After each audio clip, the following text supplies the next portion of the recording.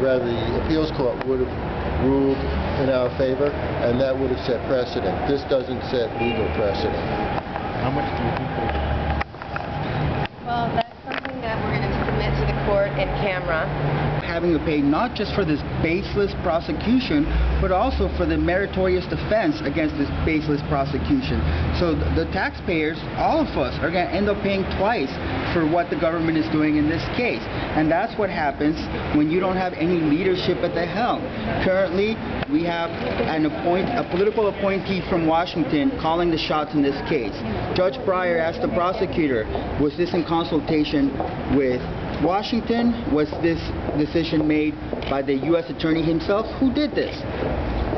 The prosecutor did not answer honestly. He evaded, he sidestepped the issue. He said this is a matter for the executive branch to consider. Judge butt out of this decision.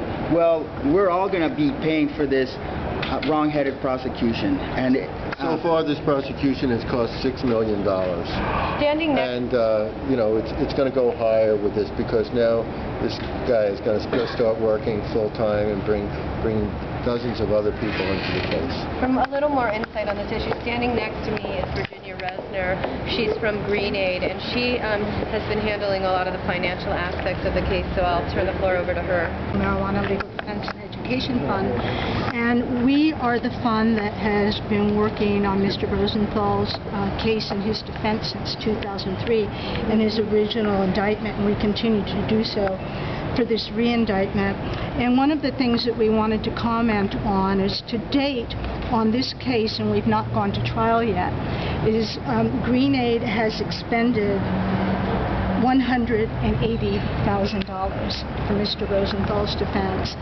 And so probably by the time that we're finished, we'll be up to an easy $350,000, $400,000, I suspect, for everybody that cares about this issue, about this wrongful prosecution, and cares about the needs of medical marijuana patients and those caregivers that are defending them. To get engaged in this issue, they can go to green-aid.com.